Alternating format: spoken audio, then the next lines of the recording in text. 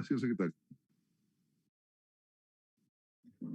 Señor vicepresidente, se toma nota, se suspende la sesión y nos declaramos en comisión general a fin de contar con la intervención de los señores Roberto Rosero, docente investigador de la Universidad Central del Ecuador, y del señor Víctor Andrés Quispe, representante de la Unión Nacional de Educadores del Ecuador. En una primera instancia tendremos la intervención del señor Roberto Rosero, docente investigador de la Universidad Central del Ecuador.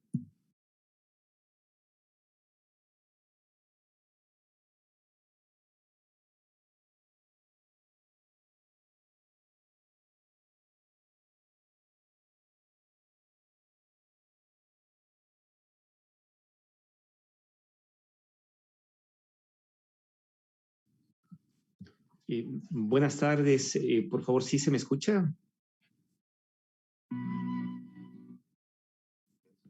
Tiene la palabra, señor Rosero. Buenas tardes, muy buenas tardes, señores asambleístas. Buenas tardes a las autoridades de la asamblea también aquí presentes. Tengo una presentación que en este momento quisiera, por favor, que se pueda compartir en pantalla. No sé si es que me pueden dar acceso, por favor. Está habilitado, por favor, continúe. Gracias.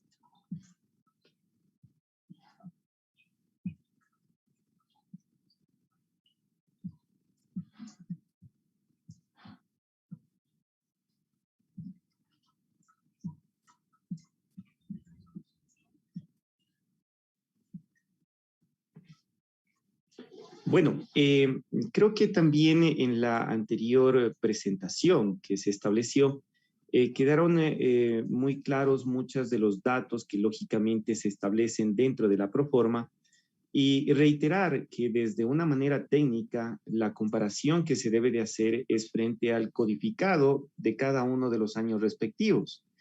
Es decir, si es que nosotros comparamos la proforma del año 2021, debemos de establecer también su comparación al codificado del año 2020 o al codificado del año 2019 para efectivamente saber cuál es la variación respectiva que tiene la proforma frente a diferentes rubros, como por ejemplo educación, o como por ejemplo salud, o como por ejemplo el mismo presupuesto hacia las universidades.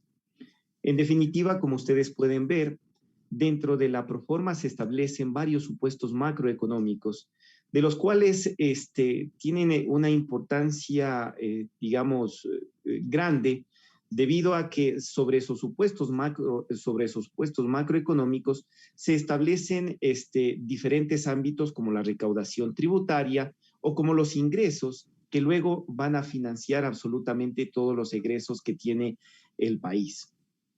En este sentido, lo preocupante es establecer, creo que, dos aspectos básicos. El primero, que tiene que ver con el supuesto del crecimiento económico, que se lo establece en el 3% para la economía del país para el año 2021.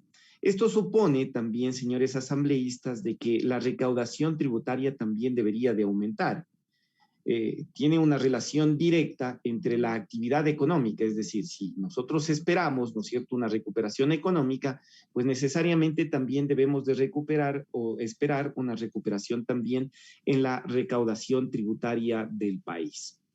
Otra de las cosas que también nosotros vemos frente a los ingresos que tiene el Estado es precisamente los ingresos petroleros. Hay que analizar tres aspectos fundamentales para los ingresos petroleros. Primero, en el año 2019, en octubre del 2019, cuando se aprobó la proforma para el año 2020, se aprobó con un precio del petróleo de alrededor de $50. Luego, el Ministerio de Finanzas, en marzo del año 2020, establece un nuevo supuesto frente a la disminución también del precio del barril de petróleo a nivel internacional, y esto se lo identifica en alrededor de $39. Frente a esto, nosotros vemos también de que prácticamente hay una disminución total de los ingresos por parte del Estado en lo referente a petróleo. No sabemos si en definitiva es frente a un proceso en donde se establezcan menores o peores condiciones, ¿no es cierto?, de los negocios o de los contratos petroleros, que desde la academia no lo podemos identificar, ya que estos contratos se establecen bajo un supuesto de sigilo, y lógicamente no sabemos si es que empeoraron las condiciones de los ingresos al Estado, o realmente hubo una disminución por algún tema relacionado, ¿no es cierto?, alguna inversión referente también al tema de la producción petrolera. Yo creo que desde la Asamblea se deben de hacer también todas las gestiones para que el Ejecutivo clarifique prácticamente todos estos aspectos.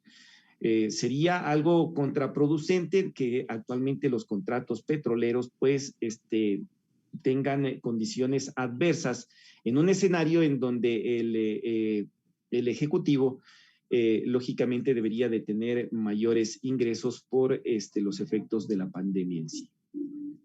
Bueno, frente a estos, como ustedes pueden ver también en el siguiente gráfico, nosotros tenemos prácticamente los ingresos totales, ¿no?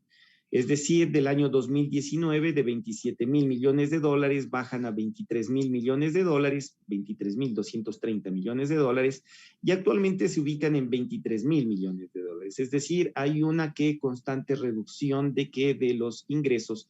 Pero tomando en cuenta que el año 2020, sí, efectivamente, hubo un tema muy adverso, que es el tema de la pandemia, pero en el año 2021 ya ha habido cierto tipo de recuperación.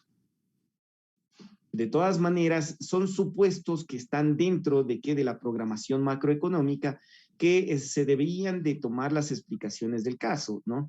Y ha habido una recuperación, por ejemplo, del impuesto al valor agregado, según información del mismo Servicio de Rentas Internas, y como lo expresaron anteriormente, y hay una recuperación de la recaudación tributaria, pero aquí todavía no se lo ve. Esa es una de las situaciones importantes. ¿Por qué? Porque eso determina también los gastos respectivos hacia la ejecución presupuestaria que debe de tener en este año, en el año 2021. Acá vemos, por ejemplo, ¿no es cierto?, algo preocupante que se establece dentro del presupuesto general del Estado, y es el ámbito que tiene que ver ya con un primer supuesto acerca de la venta, privatización, concesión, monetización, como lo llame el Ejecutivo, de las antenas de CNT. Ahí constan, ¿no es cierto?, 150 millones de dólares, de los cuales sin un plan nacional de desarrollo, señores asambleístas, no se sabe específicamente si es que se va a invertir en algún sector social, o va a servir, ¿no es cierto?, para el pago de deuda o para los laudos arbitrales que se establecen dentro del presupuesto general del Estado, que llegan a los 870 millones de dólares. Es evidente la necesidad de contar con un plan nacional de desarrollo para precisamente seguir estos aspectos, como por ejemplo esta famosa concesión de las antenas de CNT que constan dentro del presupuesto general del Estado. Acá podemos observar ya claramente qué es lo que está pasando con los impuestos, sobre todo los dos grandes rubros, lo que es la recaudación de impuesto a la renta y la recaudación del impuesto al valor agregado. Debemos de analizar un aspecto clave. Por ejemplo, si es que ustedes pueden observar en la barra derecha, ¿no es cierto?, ahí se establece la recaudación de impuesto al valor agregado. Del año 2019 al año 2020, hay prácticamente una reducción de alrededor de más de 700 millones de dólares. Pero, insisto, el año 2020, lógicamente, en plena pandemia, se establece este tipo de reducción por el efecto de un menor consumo por parte de los hogares. Pero si es que ustedes pueden observar del año 2020 al año 2021, hay una reducción de cerca de 400 millones de dólares. De nuevo, el supuesto que posiblemente se está estableciendo acá no conlleva a la realidad económica del país, ya que por lo menos se debería de tener que un nivel igual al año 2020, o debe de superar la recaudación tributaria del impuesto al valor agregado, ¿no es cierto? Porque por una recuperación también del consumo de los hogares y mediante datos oficiales también del Servicio de Rentas Internas, eso se lo ha establecido. Luego tenemos el segundo impuesto, que es el impuesto a la renta. Y como ustedes pueden observar, sí hay una reducción de cerca de 300 millones de dólares. Efectivamente, ¿por qué? Porque en el año 2021 se cuantifica o se establece, ¿no es cierto?, que en la declaración de las actividades del año 2020. O sea, posiblemente sí esté acorde con la realidad, pero acá, como ustedes pueden ver, son 400 millones de dólares que prácticamente no se establecen dentro del presupuesto general del Estado. En definitiva, como también podemos observar en el siguiente cuadro, hay una reducción de los ingresos petroleros sobre el año 2019, ¿sí?, al año 2021, porque sí vale la pena no solamente hacer una comparación al año atípico que fue el año 2020, sino al año 2021. Ahí también tenemos aspectos que tienen que ver, por ejemplo, con las transferencias a los gobiernos autónomos descentralizados y las transferencias a la seguridad social. En definitiva, lo que nosotros estamos observando desde la academia es que son 5 sectores que están netamente identificados y lógicamente afectados en esta proforma del año 2021 y que tienen que ver directamente con qué, con el sector de la educación superior. Hay una disminución de 12 millones de dólares en el presupuesto. El sector de becas, que hay una disminución de 2 millones también en el presupuesto, no comprendemos bajo también un supuesto ofrecimiento de campaña del actual gobierno, en donde se establecía que iba a haber un mejoramiento en el tema de becas. Bueno, hay una disminución en el presupuesto también que nosotros tenemos en cuanto a becas. En educación inicial básica y bachillerato, si es que analizamos el año 2020 al año 2021, posiblemente sí hay y sí cumplen la regla fiscal, pero todavía no se llegan a establecer los niveles del año 2019. Y es preocupante porque en este momento, bajo una situación en donde los chicos, ¿no es cierto?, salieron del sistema de salud, de educación pública, y hubo un aumento, por ejemplo, en el tema relacionado a trabajo infantil, se debe de otorgar los recursos necesarios para que la cartera del Estado, que está directamente enfocado a políticas de educación inicial, básica y bachillerato, pues tengan los recursos necesarios para establecer políticas, ¿no es cierto?, planes que logren la reinserción de estos niños o de estos chicos dentro de la educación. En definitiva, hay algunos aspectos que se deben de establecer, como por ejemplo el hecho. Señor Rosero, cuenta con 1 minuto para concluir, por favor. Muchas gracias. Ya vamos a terminar en este aspecto. Creo que es importante, por ejemplo, identificar que dentro de los 1.900 millones de dólares que se establecieron anteriormente o que se los mencionaron anteriormente por parte de subsidios, desde la academia hemos visto de que la cuantificación absolutamente de esos 1.900 millones de dólares no se llegarían a gastar o a identificar como un gasto total durante el año 2021, porque debemos de acordarnos que en este momento no hay un subsidio sobre la gasolina súper, hay un subsidio mínimo sobre la gasolina extra, hay un subsidio también muy bajo sobre el diésel y lógicamente lo que está subsidiado es GLP.